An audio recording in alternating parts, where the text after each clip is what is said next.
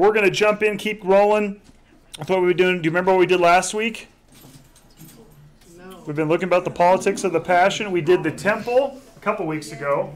And then last week we did the temple aristocracy. We talked about all the people in charge and the priestly class and the corruption. And then we kind of ended it with there was a confrontation event that took place between Jesus and those particular groups. Do you remember what it was? What happened?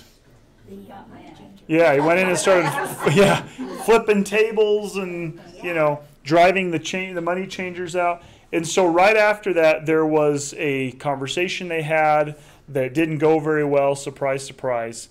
And so the chief priests and the Pharisees and all these groups determined it was time he's got to go. We got to do something. He's clearly not going to play by the rules. He's clearly not going to stop. Now he's exposing stuff. He's giving us all this, trouble. We got to deal with him. And so this week we're going to talk about what they did. These are all kind of in that last bit as we're leading up to the Passion. You get into the end of Matthew as we're approaching the crucifixion and Jesus' arrest and all these things. This is all we'll call it the politics and all the stuff that was happening right before the arrest. They couldn't just walk in and arrest him. They had to there was a process, a corrupt one, that they had to go through to try and discredit him. They were trying to undercut him from his followers, from his base, you could say, so that way they could say, we can destroy him. And everybody will just forget his name and he'll be, cast to the wayside. And so they start to set these traps. And so today we're going to look at, I think there's 3 traps we're going to look at briefly that they set. And we're going to see how Jesus navigated them, why they set these particular ones. And we'll just walk through them a little bit today because I think you'll find this very interesting on how they were trying to get him. So let's look at John chapter 11. If you remember this from a few weeks ago, when they couldn't get him, they had a meeting. This is before all the stuff that we went through last week and the flipping of the tables. This is when he was doing the Lazarus stuff. He resurrected Lazarus and it was reported back, and they knew right then we have a problem. And this is the verse that we read out of John. It says, but a certain one of them, Caiaphas, who was the high priest in that year, said to them, you do not know anything at all, nor do you consider that it is profitable for you that one man should die for the people, then the whole nation not perish. So they have already got it in their heads that we got to get rid of this guy. Caiaphas for sure.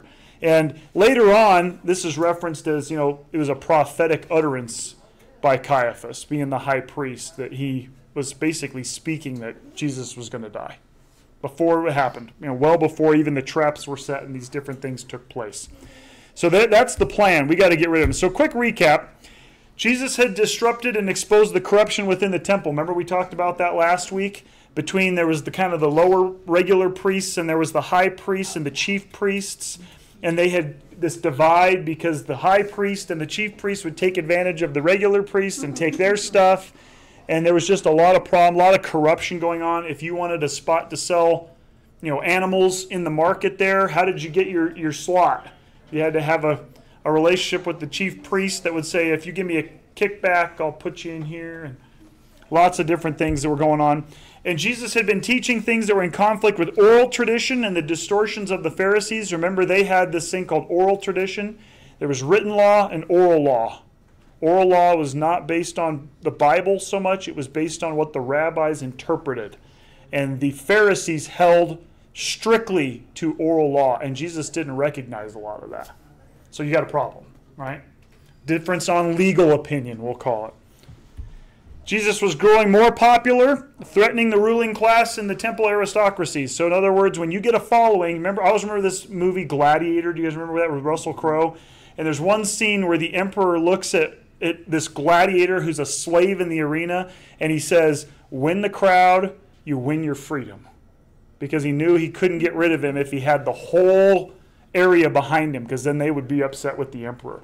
That's really similar to what was going on in Jesus' day. He had a following, and until they could separate Jesus from his following, from his base, they couldn't get rid of him because they were afraid of the people. They're afraid of the people. Is it any different today? It's not, is it? It's the same thought process. You have to separate these two groups. So the plan. Jesus had to be killed, but it must be done through the veneer of justice.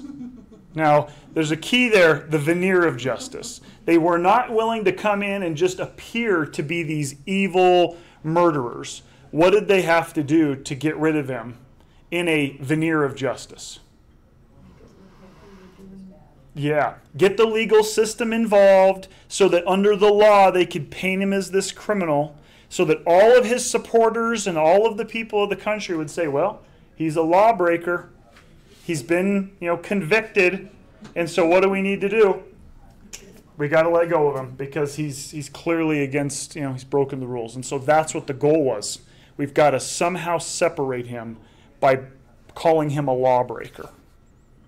And so that was the idea. Huh? He became a felon. Yeah, that's exactly right. They did. They convicted him in a we'll get to that in the coming weeks in kind of a kangaroo court type of a setting. They actually did it behind some closed doors in ways that go against Jewish legal process, which we'll get into that later on. And then that's how they could label him. And the goal was, if we can get him labeled, we can his group will leave him, his followers will leave him, and we legally have a reason to get rid of him now. And they could go to bed saying he's a lawbreaker. That's all that matters. That's all that matters. Jesus couldn't just be eliminated. He had to be discredited first so the people would turn away from him. That's a big factor. We always think of Jesus as, we just got to kill him. They had to get rid of the connection he had with the followers of Jesus first. Somehow had to get people to be disloyal to him. So, Jesus could be discredited and defeated if they could show him violating Roman law. Because who's the law of the land during Jesus' day? The Romans. Jewish law had its place, but the superior law was the Roman law. And so if you could get him somehow guilty of breaking Roman law, what would the Romans do? They would get rid of him. Like it didn't have to be a Jewish thing anymore. If he could somehow paint him as going against Rome, the Romans would just take him out. That's how they did it with everybody. You didn't fool around with the Romans. Or if they could get him violating Mosaic law. So now you could get rid of him with the Romans taking him out, but we could totally deal with him here in the Jewish community if we could show that he violated Mosaic law, the Jewish law. So we got two options here, maybe both, and we're going to try to use these to get rid of him. And that's how they set their traps. They know the systems that are before them, and we know we got to get him with one of them, or both of them, if we can. So their idea was maybe if we draw close to him, that would allow us to influence and trick him, not obviously realizing who he is. They think if we kind of flatter him, if we kind of get in close, we can get him to slip up, and then we'll get it in writing, we'll get it on camera, and now we've got him. With this case, they didn't have the camera, so what did they use? How did they get you? Witnesses. Got to have at least two witnesses. So if we could get him to say something or do something publicly, that we could get a couple witnesses that would be, able to testify against him, what do we do? You got him. He's done. So trap number one. Then the Pharisees went and consulted so that they could entrap him with a statement.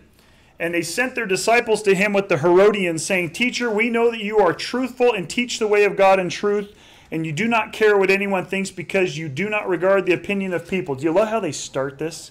Do you think they really think that? What are they doing? Flattery. Teacher, that's a rabbi. That's the term, of respect. We know that, that you're from God. And so we just, it's just kind of getting close. And you got the Pharisees that are mentioned in this group. We know who they are. Remember, they're the major political party. In comparison to today in America, it would be the Progressive Party, whoever the progressives are. Okay, that party is who the Pharisees were. You've got their disciples, so they don't always come out and do it. Who do they send? Their groups to come out and see if they can get you. Send their little groups. And these are the people who are the loyalists. They would die for the party. Whatever for the party, right? Then you had the Herodians. Who are the Herodians? They don't sound like a group we've talked about. We haven't. So these were the people who had pledged loyalty to Herod, and Herod the Great and all of his lineage. And he was kind of Well, he wasn't a great guy, and he had definitely gotten, kind of close with the Romans so that he could stay in power. And so there was a power issue here. And he was a political figure, but he got to rule and get wealthy and run the area if he just played along with the Romans. And he had his entourage that wanted him to stay in power. And so they all have a common thing here, which is how do we get rid of this guy who's threatening power? How do we get rid of him? So they kind of made somewhat of an alliance, even though they were already kind of on the same team. Matthew 22, saying, they came to him and they said, "Teacher, we know that you are truthful and teach the way of God in truth.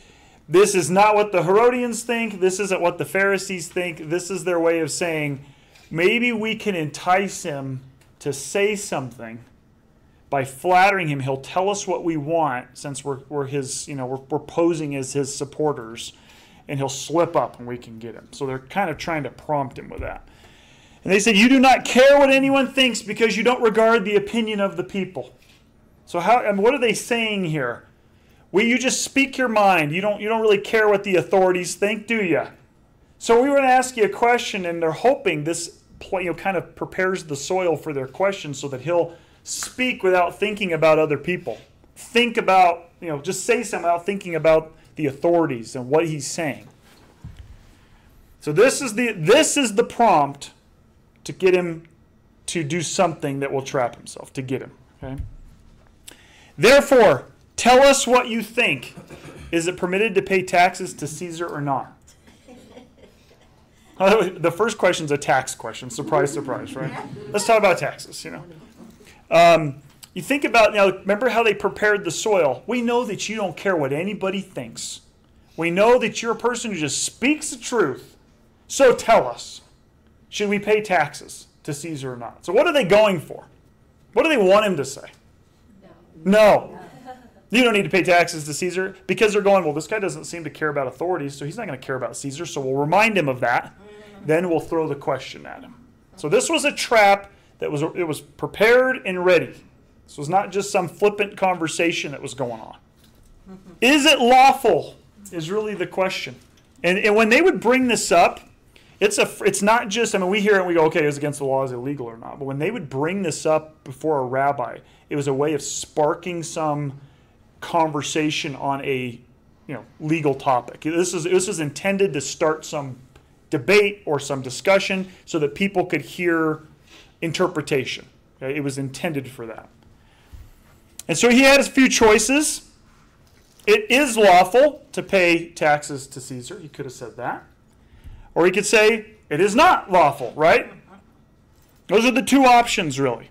So if it is lawful, under Mosaic law, the land was given to the Israelites by God himself. So if he comes in and says, it's fine, yes, it's lawful to pay taxes to the Roman Caesar, what's going to happen to all the people who are not real happy with Rome being in their territory? What happens? You have to remember, the land that they're in has a history. It's been the Israelites for thousands of years, and Mosaic law is the only thing that they would really recognize as law.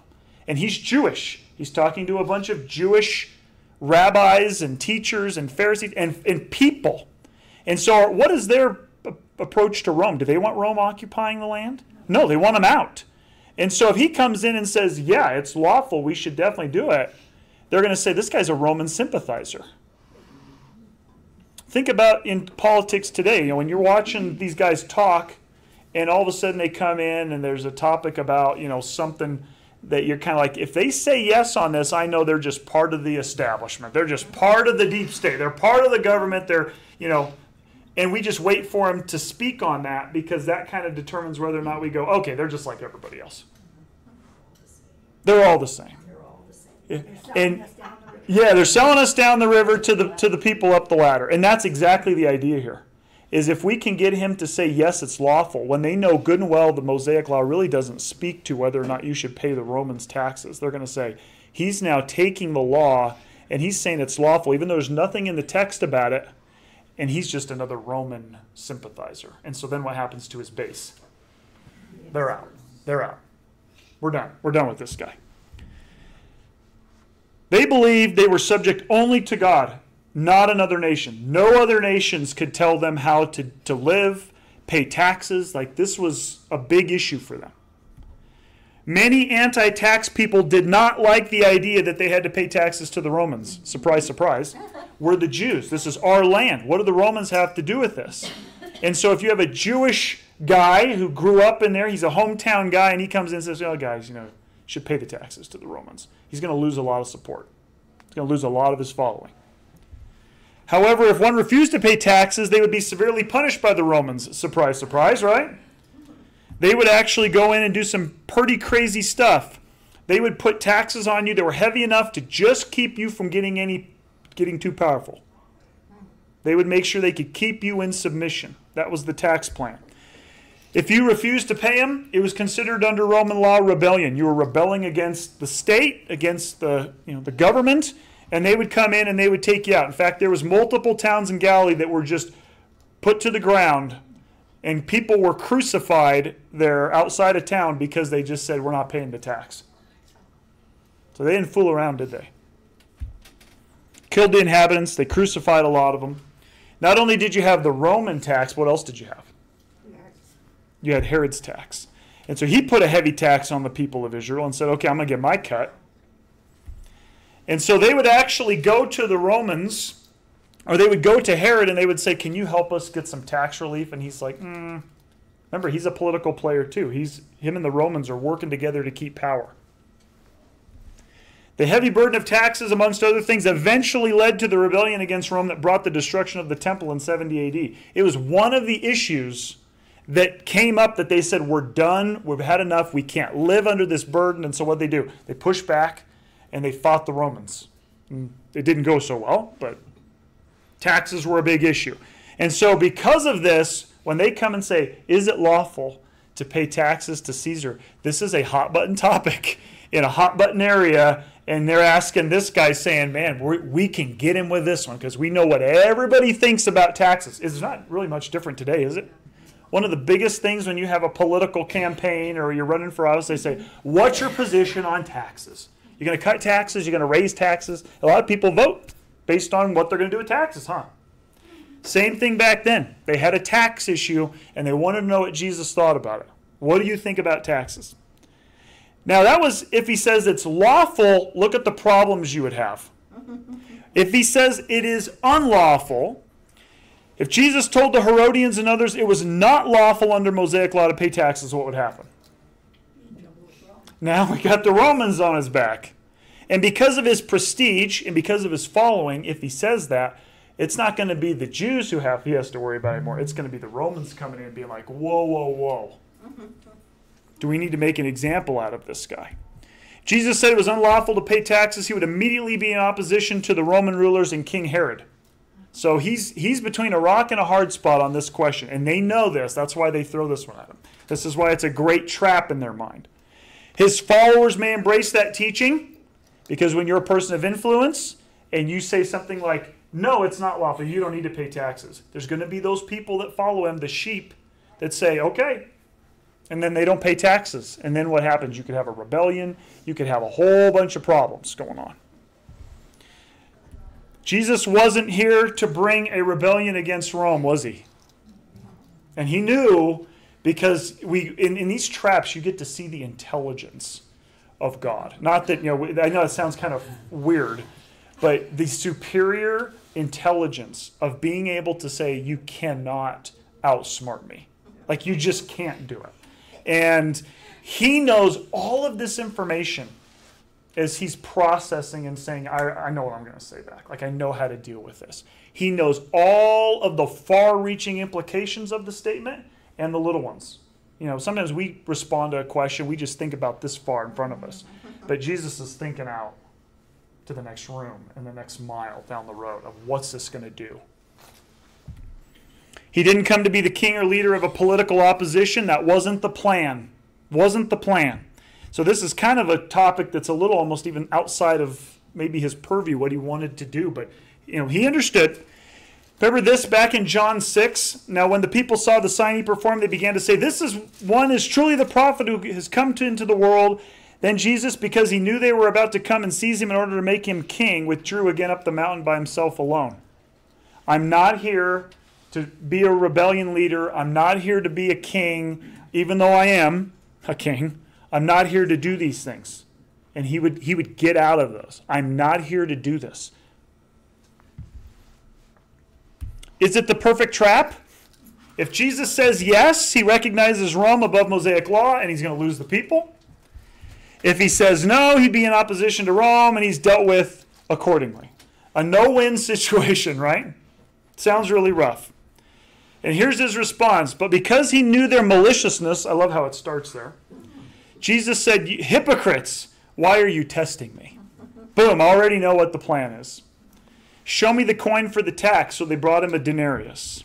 Here's the coin. This is what they would have brought him. Whose face is on there? It's Tiberius Caesar's. It actually has things written on it about him being the divine one of Augustus and a lot of things to kind of elevate him as not only just the leader, but as a deity. And he said to them, whose image and inscription is this? And they said to him, Caesar's. Then he said to them, therefore give to Caesar the things of Caesar and to God the things of God. And when they heard this, they were astonished and they left him and went away. Perfect response. Because they thought they had him on the whole Caesar thing. Like everything is Caesar's, everything's, And he comes in and he says, actually more than they asked. Is it lawful to pay taxes to Caesar was the question. It had nothing to do with what should we give to God, was it? And what is his response? You guys are thinking too one kingdom minded. There's things that are of the human realm and there's things of the spiritual realm. Give God the things that are his. Give Caesar the things that are his. His mindset, he understood the whole picture perfectly. They thought they had him. And you bet they went away going, this was like the perfect trap. We had him, So we got to have another one, right? On that day, Sadducees, who say there is no resurrection, this is right after this. Okay, so this is not like a new story. These are just things happening in sequence. They came up to him and asked him, saying, Teacher, Moses said if someone dies without having children, his brother is to marry his wife and father descendants for his brother. That's out of Leviticus. That's a rule that they had in Israelite law, that you wanted to make sure you had descendants in your family line. So this was the obligation of a family member. Now they have a group here. You notice it wasn't the Pharisees and the Herodians. Who's coming? It's the Sadducees. Okay, now the Sadducees are an interesting group because they were the conservative group in the temple aristocracy. The Pharisees were more of the progressive liberal wing. The Sadducees were the conservative wing. So Jesus is getting it from both parties. And the reason they were the conservative group, even though they didn't believe in the resurrection, it sounds kind of weird, doesn't it? But you see, the Old Testament Mosaic law, the Pentateuch, the first 5 books, they believed very strictly. They didn't hold to any of this oral tradition. They were all about the first 5 books of the Old Testament. And they didn't believe there was any verses in there whatsoever that indicate a resurrection. And so they were like, there is none. The first 5 books don't mention it at all. They're the conservatives, the literalists. Okay? They were also part of that ruling class in the temple. You think about how our government's set up. You got the Democrats and the Republicans. One identifies as more progressive, one's more conservative, and they make up the ruling class. It's the same thing here. Pharisees, Sadducees. They didn't get along totally. Pharisees were the bigger group. Sadducees were the conservative group, but they had a differing on how you interpret law. Surprise, surprise. They did not hold to the strict fine details of the law as the Pharisee did. They had their own interpretations of the Old Testament and the law. Sounds like our government. The oral law was rejected along with any outside texts besides Moses. It was Moses and that's it. The Pharisees would grab some of these others and say, well, this rabbi said this. And they did not believe in the resurrection. So what's the plan? Sadducees could use Jesus and his popularity to settle a hot topic issue for them. Let's talk about the resurrection. Let's see if we can get this guy to make a statement. He's got a huge following, And they know where we stand. They know where the Pharisees stand. Let's see if he can deal with this. And so they kind of throw this out there. They would pose a hypothetical to Jesus that in their view would cause a problem for him. Because if he says there is no resurrection, okay, he's with them. That's the minor party, the minority party. But if he says there is one, now those who hold to the conservative view of the Pentateuch are going to have a problem. So they're trying to create a division, aren't they? And they use this. Now there were 7 brothers with us, and the first died after getting married, and because he did not have descendants, he left his wife to his brother. So also the second and the third, up to the 7th. And last of all, the woman died. In the resurrection, therefore, whose wife of the 7 will she be? For they all had her as a wife. They're like, we got this. This is going to be an easy one because we'll hit him with a hypothetical that would, the chance of this happening, slim to none, right? Slim to none. But hey, it's a good legal, philosophical question. Let's throw it out there and see if we can get Jesus to comment on it. The events of this life, okay, this person they're talking about, he's married multiple people, would cause a problem for a man in the resurrection if this is a real situation. Why? Because in their view, when the resurrection happens, this guy's still going to be married. So who's he married? Like, whose wife is this? Is it this brother, or this brother, or this brother, or this brother? Who is it? And that was their big concern, right? We've got a problem here. What's some problems with this right off the bat? What are they assuming? That they know what it's going to be like in the resurrection. They have already their kind of presumptions they've made of what it's like if there is a resurrection. And they're saying, well, the law still applies even in this new resurrected state. So they have all their theology based on the law will continue even after into the resurrection. And so that's the presumption. Marriage contracts remain throughout eternity. Isn't that what the big issue is? Husband and wife relationships are present in the next life. This is their theology. This is what they believe. So the trap is set, okay? In the resurrection, therefore, whose wife of the 7 will she be? Okay, Jesus, tell us. If you start with a false statement, you'll end with one. This is the beauty of Jesus' ability to take comments and say, I'm not going to fall into the last sentence. There was a phrase I remember somebody using this one time. How many times a day do you steal from the store? It was a trap to try to get them to answer with a way that might appear a problem. So they're trying to kind of prompt the questions related in a way to try to get you to respond by not thinking about, is the premise correct to start with? Jesus answered and said to them, you are mistaken because you do not know the scriptures or the power of God. These are the conservatives. You guys don't know the law. You don't understand Moses. And you definitely don't know what God's capable of. You don't believe that, apparently. So he hits them with both fronts. The first part is, for in the resurrection, they neither marry nor are given in marriage, but are like the angels of God in heaven. In other words, your presumption of contracts in marriage lasting into eternity, where did you get that from? Why do you think people are married in the afterlife or at the resurrection? It's a good question, isn't it? Because they smuggled that in as part of their question to him, but they didn't make any basis for it. So Jesus handles part 1. They assumed something, and he said, why are you guys assuming this? You don't know the scripture, even though these guys claim they did. Part 2, now concerning the resurrection of the dead, have you not read what was spoken to you by God, who said, I am the God of Abraham and the God of Isaac and the God of Jacob? He is not the God of the dead, but of the living.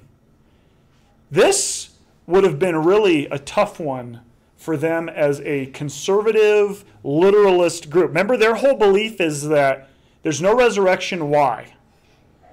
Because the Pentateuch doesn't explicitly say resurrection stuff. And so they said there is no resurrection. There's no Mosaic basis for it. And here Jesus comes in, he says, I have a question about resurrection for you guys. How does God introduce himself to Moses? Here it is, Exodus. God said to Moses, I am that I am. And he said, so you must say to the Israelites, I am sent me to you. And God said again to Moses, so you must say to the Israelites, Yahweh, the God of your ancestors, the God of Abraham, the God of Isaac, the God of Jacob, has sent me to you. This is what he's quoting. Now, on its surface, it just sounds like, oh yeah, in the past, God was their God. But Jesus understands this differently because of the name of God. What's God's name? How does he introduce himself to Moses? I am. Not I was or I will be, but I am. And so Jesus says, if you understand what that means, I am the God of Abraham, Isaac, and Jacob. What does that imply? He still is. And so what are they? Still alive. They're still around somewhere. So he quotes this from the Torah, which is the Sadducees' sacred text, the first 5 books. He knows what he's doing. And he says, here's Moses, because he is the highest person in their legal textbook. And he says, remember his name is I am. It's like the fundamental thing. I am the God of Abraham, Isaac, and Jacob. That's how he introduced himself at the burning bush. And he says, he connects it to the patriarchs. And the key to that is, I am the God. And he knows exactly what he's doing. And so has he hammered them on the resurrection here by using their own text? He has. So all of his followers are going, this guy knows the text better than they do. So what does this mean and imply? There is a resurrection. These guys are still alive. The patriarchs are still alive. In fact, here's the same scenario in Luke. He says, but the dead are raised, even Moses revealed in the passage about the bush, when he calls the Lord God of Abraham and the God of Isaac and the God of Jacob. Now he is not God of the dead, but of the living, for all live to him. So is there a resurrection? They're still alive. You're going to tell me the patriarchs aren't dead? They're not going to debate that. Trap 3. Now, when the Pharisees heard that he had silenced the Sadducees, like that, they're going, wow, this guy knows the book better than we do. Well, he wrote it. He should. And so when they heard they had silenced the Sadducees, they assembled at the same place, and one of them, a legal expert, put a question to him to test him. So you got to think of this now. You had the Pharisee group. This is just like your progressive party members coming in and saying, we'll trap him. Then you got the conservative party members show up and they say, we'll get him. And neither one of them could get him, so who do they call in? The lawyers. The lawyers. The scribes. The guys who are the experts in the law. These are not party members. They probably were part of the groups, but they were the experts. The people we've been talking to right now are not the experts. They got to bring in the lawyer to say, he'll get him. Let's let the lawyers talk to him. This guy's had no legal training. He's never been to Pharisee school. He's never done anything. A lawyer versus him, the lawyer's going to win every time. You see what this is their mindset. So the lawyers arrive, and the Pharisees decide, okay, we're going to see what he says. And these are what the guys called the scribes. So anytime you see the scribes listed, it's lawyers. That's the lawyers, the legal experts. They were not only experts in written law, but they understood all of the rabbinic oral law. So everything the Pharisees held on to, they understood that. They were the experts in that. And so they would go and they would be the ones they would consult on various tiny minutia. If there was like a tiny, tiny thing there was a dispute on, bring the lawyers. It's like when you have to go do stuff for, like estate stuff. Who do you have to go and see? We don't know the law well enough. They know all the little minor things. So who do you go see? You got to go see a lawyer. If you're going to do a contract, you got to bring in the lawyers because they're going to know all the little details, make sure you don't get in trouble, right? You have to find a loophole. Yeah, find the loopholes, make sure you protect yourself. They actually had to memorize the entire law. So that's why these guys were not just, aware of it. They knew it by heart. They were consulted for all legal questions all the way up. Chief priests, high priests, name it. And so this is what we would say is the ancient version of our modern day lawyers, okay? The modern day legal experts. And it's funny because when all this stuff's been going on and stuff in our country right now, especially with Trump in New York, you flip on the news, who's on being interviewed? The lawyers from Harvard, and they got the legal minds. It's so funny how comparative that is. How we function as a society is the same way they did. It's ironic. So the scribe was interesting because this was not I had to be a Levite. Anybody could be a scribe. This was the only chance of moving up in Judaism, was the scribe position. You could start with a no beginning and end up being a very well respected high scribe because you just had to know the law. You just had to memorize the law. And so they came from all over Israel, men did, just to become scribes in Jerusalem. And so you could go up the ladder. They were respected because they understood it in detail. People were afraid to talk to them in a lot of ways because you don't want to get put to shame by a guy who was a legal expert, make you look silly. The scribes had a special cloak or mantle they would wear with the tassels all the way to the ground. You've heard this before. And they would walk around in public and people would see them and go, oh boy, that's the lawyers. And they were actually well respected because of their dedication to the law. They were understood as being these experts in the law. Doesn't mean that all of them were good. A lot of them were very corrupt. So they sat in the high places at the festivals. You'd have the guy, they'd bring in the lawyer, and you would sit next to the guy at the table at the top positions. They were well respected. They actually stood in the street when one would go by because they respected the law of Moses that much, and these people that memorized it, they would stand up and honor them as they walked by. Many scribes did not like Jesus. Surprise, surprise. Why? Why didn't they like him? He hadn't taken the classes. He hadn't been to Harvard Law. This guy didn't have any of the training we did, and yet he seemed to be able to confound the experts without the training, and they didn't like that. It's like having the degree, and you have somebody that's just been on the job, and they come in and they put the guy with the degree to shame. Does that go very well? Not usually, right? They had a lot of pride. They did. Pride in what we've become, who we are, our knowledge. So Jesus went against their pride, and that hurt. It did, absolutely. He also didn't recognize all the little details of the oral law that they wanted to enforce. All your little things you've added, like you can't pick up a stick on the Sabbath, and he didn't recognize the laws. He said, we know what the law is, the law of Moses, but you guys have just taken this too far. He was a guy with a big following who lacked proper training and acceptance into the scribe community. He was an outsider. He was not one who had, come from one of these prestigious schools where he had all the credentials, And he actually spoke of these guys at one point. You remember this verse? For I say to you that unless your righteousness greatly surpasses that of the scribes and the Pharisees, you will never enter the kingdom of God. Why would that get your attention if you were a disciple hearing that? But you go like, there's no way. There's no way. Can't do it. I haven't been to the best schools. I haven't taken all the classes. And Jesus is going, Nobody could live up to it. yeah, that's not what it's about. That's the whole point. You don't have to go to the Ivy League to be smart, to know what God wants, to be able to live the way God wants you to live and be acceptable. You don't have to. And that would have gone against everything the whole society taught. You have to go on this track. You have to do these things in this way. So they come and they ask him this question. It's a legal question. Which commandment is greatest in the law? There's a lot of laws. What's he going to say? Maybe he'll slip up here and we can nail him on one of these. He says, you shall love the Lord your God with all your heart, with all your soul, with all your mind. This is the greatest and first commandment. And the second is like it. You shall love your neighbor as yourself. On these two commandments depend all the law and the prophets. They were trying to get him in some minutia piece to elevate it higher than it should be. And what does he do? He comes in and he says, everything that we study can be summed up in this. So this is the greatest law. And they're going, he's right. So he ends up countering them with a little trap of his own. He could have stopped there, but he didn't do it. You've set traps for me, my turn. And so here's what he says.